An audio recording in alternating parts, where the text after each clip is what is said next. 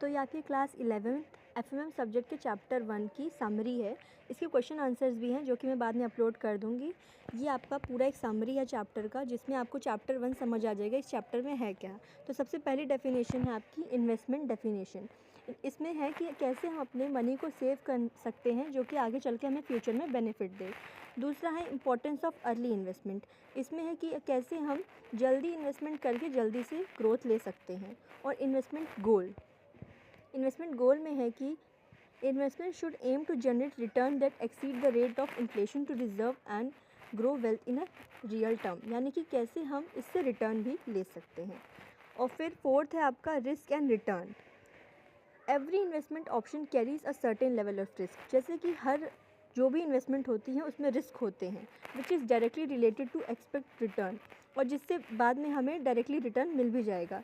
जैसे ही अगर हमारा हायर रिस्क होता है उतनी पोटेंशियल की हमें हायर रिटर्न भी मिलेगा। अब फिफ्थ है हमारा डाइवर्सिफिकेशन। इसमें है कि spreading investment across various assets, जैसे कि हम equities, bonds, real estate help to minimise risk and achieve more stable return. इन सब से हमें मिनिमम रिस्क होता है और हम ज़्यादा अच्छे से स्टेबल तरीके से अपना रिटर्न अचीव कर सकते हैं। अब है regulation in securities market.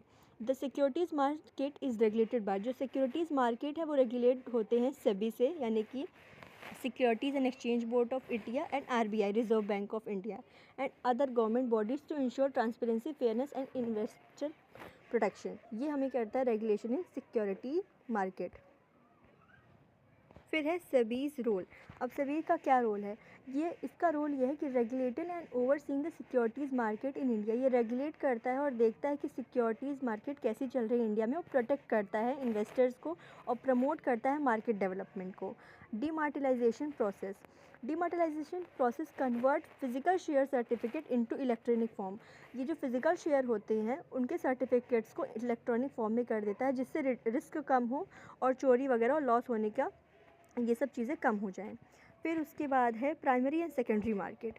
Primary and secondary market वो मार्केट है जो इशू करते हैं न्यू सिक्योरिटीज़ को, और सेकेंडरी मार्केट जो होता है वो एग्जिस्टिंग सिक्योरिटी को ट्रेड करता है। और डेप्ट इंस्ट्रूमेंट वो होता है जो कि हमारे बॉन्ड्स और डिबेंचर को फिक्स्ड इनकम जो होती है हमारी सिक्योरिटीज़ उनको प्रोवाइड करता है और रेगुलर इंटरेस्ट पेमेंट करता है, और जिससे रिस्क कम होता है इक्विटी इन्वेस्टमेंट। अब इक्विटी इन्वेस्टमेंट क्या होता है? Equity share represent ownership in a company. ये ओनरशिप दिखाता है कंपनी में। ऑफर पोटेंशियल कैपिटल अप्रिसिएशन, और ऑफर करता है पोटेंशियल कैपिटल एंड डिविडेंड देता है। बट ये हायर रिस्क कंपेयर डेप्ट इंस्ट्रूमेंट से इसका हायर रिस्क कम वो होता है। फिर है म्यूचुअल फंड जो होता है, mutual fund pool money from multiple investors to invest in diversified portfolios. ये बहुत सारे मल्टीपल इन्वेस्टर्स से इन्वेस्ट करता है of stock, bond and other security, offering professional management and reduce risk. हमारे रिस्क को कम करता है। इंटरेस्ट रेट फैक्टर क्या होता है? इंटरेस्ट रेट फैक्टर वो होता है influence by factor like inflation, demand of money, government borrowing and monetary policies set by RBI. अब लाइफ इंश्योरेंस एज इन्वेस्टर क्या है? Some life insurance policies like ULIP combine insurance with investment, offering both risk cover and potential return. इसकी कुछ और points है, जैसे कि है regulation importance. Regulation is essential in securities market. Essential होता ही ये मेंटेन करता है स्टेबिलिटी, प्रिवेंट फ्रॉड से हमें बचाता है, और fair and transparent trading environment देता है। अब है role of intermediators, broker, depository participants and intermediates facility transaction in other security market. Ensure करता है कि रेगुलेशन हो जो कि स्मूथ ऑपरेशन में मार्केट हो सके। अब पोस्ट ऑफिस सेविंग स्कीम जैसे कि PPF, NIS, ये पॉपुलर लॉन्ग टर्म इन्वेस्टमेंट हैं जो कि ऑफ़र करती हैं safety, decent return and tax benefits. फिर हमारा PPF यानी कि पब्लिक प्रोविडेंट फंड। अब ये होता है जो कि लॉन्ग टर्म इन्वेस्टमेंट ऑप्शन होता है जो कि 15 ईयर मैच्योरिटी होता है, ऑफ़र करता है फ्री टैक्स रिटर्न एंड